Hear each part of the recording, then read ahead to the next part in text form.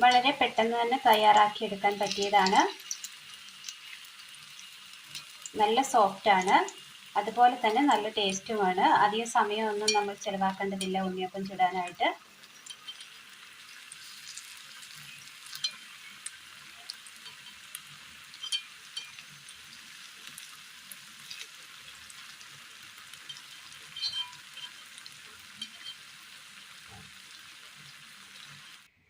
വളരെ സിമ്പിളായി തയ്യാറാക്കിയെടുക്കാൻ പറ്റിയ ഉണ്ണിയപ്പമാണ് നമ്മളിന്ന് തയ്യാറാക്കാൻ പോകുന്നത്. അതിനായി അടുപ്പത്തൊരു പാത്രം വെച്ച് കൊടുത്തതിന് ശേഷം ചീകി വെച്ചിരിക്കുന്ന ചാകരി ഇട്ട് കൊടുക്കാം.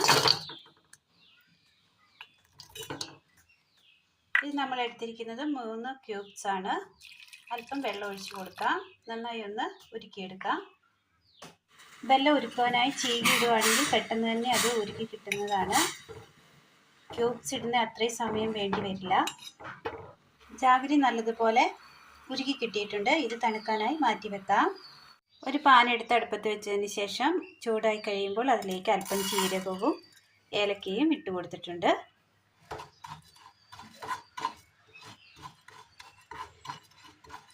ജസ്റ്റ് ഒന്ന് ചൂടായി കിട്ടിയാൽ മതി.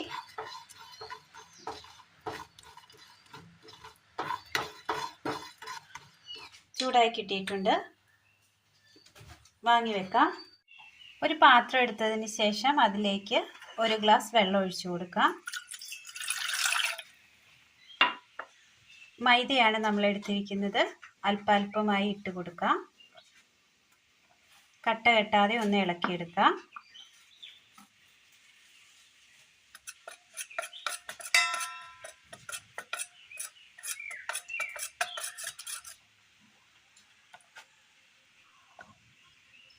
അല്പാൽപമായിട്ട് ഇട്ട് കൊടുക്കണം, അല്ലെങ്കിൽ കട്ട കെട്ടാൻ ചാൻസ് ഉണ്ട്.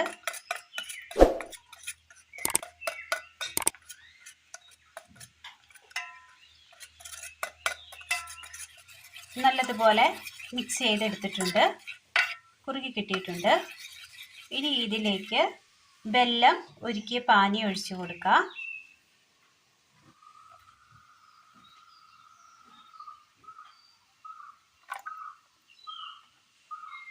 മിക്സ് ചെയ്യാം.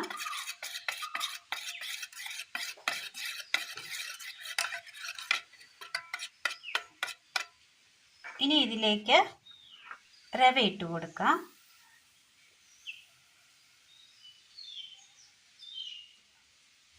ഒരു ബൗൾ റവയാണ് ഇട്ട് കൊടുത്തിരിക്കുന്നത്. മൈദയാകുമ്പോൾ വളരെ സോഫ്റ്റ് ആയിരിക്കും. ഒരു തരിതരിയായി കിട്ടുവാൻ വേണ്ടിയാണ് റവ ഇട്ട് കൊടുത്തിരിക്കുന്നത്. തേങ്ങ തിരുമിയത്, ഏലക്കായും ജീരകവും വറുത്ത് പൊടിച്ചത്, നല്ലതുപോലെ മിക്സ് ചെയ്തെടുക്കാം.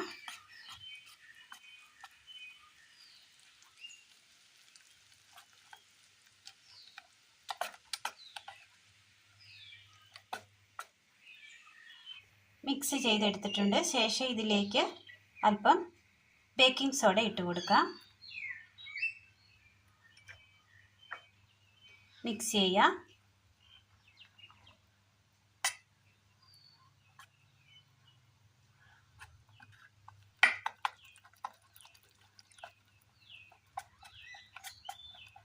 നല്ലതുപോലെ മിക്സ് ചെയ്ത് കൊടുക്കണം. ഇതിലേക്ക് അല്പം ഉപ്പിട്ട് കൊടുക്കാം.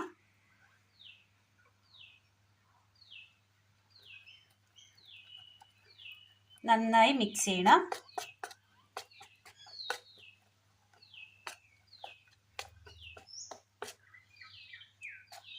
ഇതൊരു 2 മണിക്കൂർ മൂടി വെക്കാം.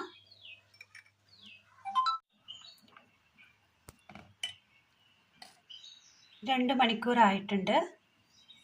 അടുപ്പത്ത് ഉണ്ണിയപ്പച്ചട്ടി വെച്ചതിന് ശേഷം അതിലേക്ക് എണ്ണ ഒഴിച്ചു കൊടുക്കാം.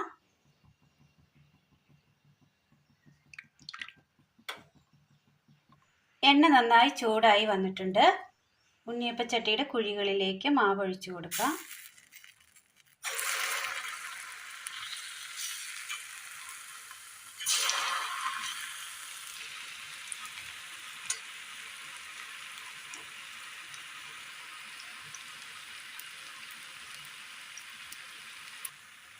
ഒരു സൈഡ് വെന്ത് വന്നിട്ടുണ്ട്. മറിച്ചിട്ട് കൊടുക്കാം.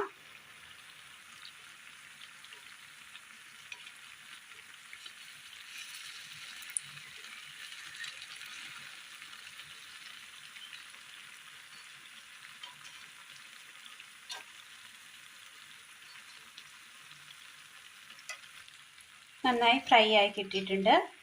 ഇതൊരു പാത്രത്തിലേക്ക് മാറ്റാം.